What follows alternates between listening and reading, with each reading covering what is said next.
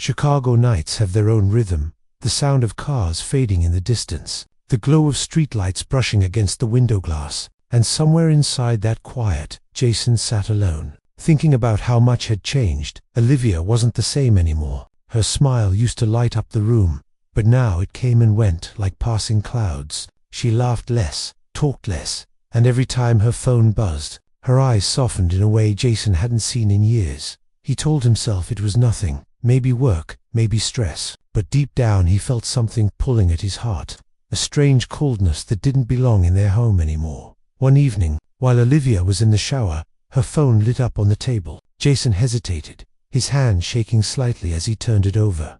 A message flashed across the screen, a name he didn't recognize. Ethan. The words burned in his mind. Same place tomorrow. I can't stop thinking about last time. Jason froze, his breath caught halfway, and for a moment, the only sound in the room was the beating of his heart. He placed the phone back exactly as it was, like nothing happened, and sat there quietly, listening to the shower water run behind the bathroom door.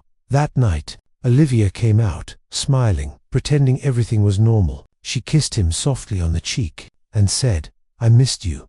Jason smiled back. His lips moved, but his heart didn't, because deep down, he already knew something was breaking and it had only just begun. The next evening felt colder than usual, even though the city lights still glowed the same way. Jason watched Olivia dress up in front of the mirror, a black coat, light makeup, perfume that used to drive him crazy. She looked beautiful, and yet, tonight, it wasn't for him. "Late meeting again?" he asked, keeping his tone steady. She smiled faintly, the kind of smile that hides 1,000 truths, and nodded. "Don't wait up, I might be late."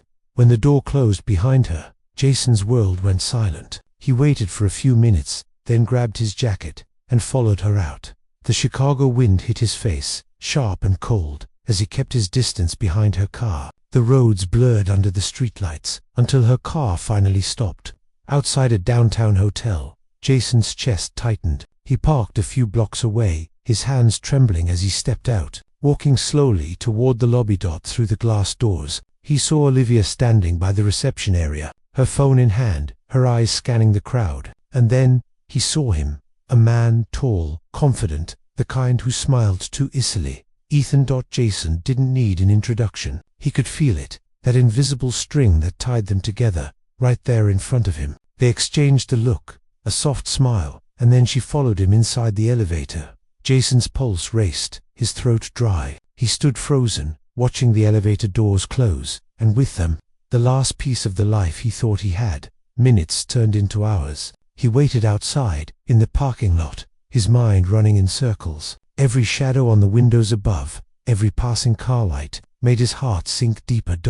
Later that night, when he finally went home, Olivia was already there, as if nothing happened. She smiled softly, asked about dinner, and sat beside him on the couch. Jason couldn't say a word. He just stared at her hands, the same hands that once held his with warmth, now felt like strangers. And when she reached for her phone again, he quietly stood up, walked to their bedroom, and closed the door behind him. The next morning began like any other, but the air inside their apartment felt heavier than before. The coffee on the table had gone cold, and Jason hadn't touched a sip. Olivia walked out of the bedroom, hair still damp from the shower, wearing that calm look she always used to hide behind. "Everything okay?" she asked, but her voice trembled, just slightly. Jason looked at her, eyes tired, voice quiet. "Who's Ethan?"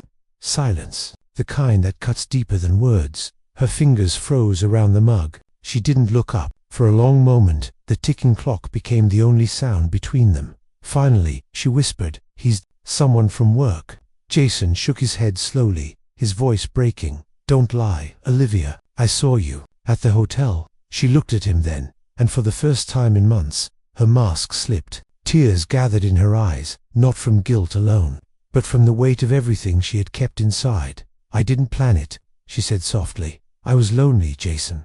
You were there, but not really there. You stopped looking at me the way you used to. He made me feel seen again." Her words landed like broken glass. Jason wanted to be angry, wanted to yell, but all he felt was emptiness. "I gave you everything," he whispered, and she nodded.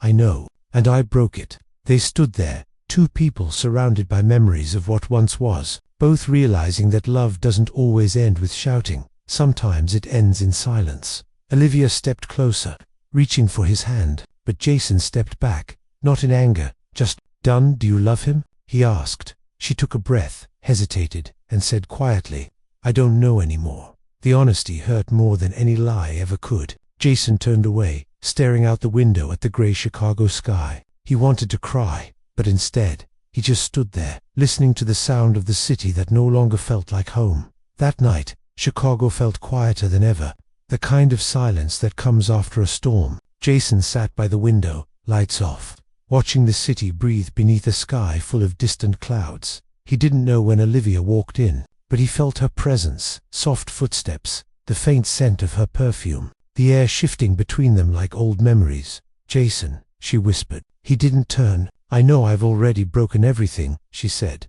"but can we talk? Just once, without the noise, without anger." He nodded slowly. She sat across from him on the couch, a small space of air between them that felt bigger than miles. For a while, they said nothing. Only the hum of the city outside filled the room. Then Olivia began to speak about how love had become routine, how they both stopped reaching for each other, how she made the worst choice because she wanted to feel alive again. Jason listened, not with judgment, but with the quiet exhaustion of someone who had finally run out of questions. After a long silence, he said, "I used to think love meant never breaking apart, but maybe it's about finding the strength to forgive, even when you can't forget." She looked at him, eyes filled with tears, and for a second, they both smiled, not the smile of people still in love, but of two hearts finally understanding what went wrong.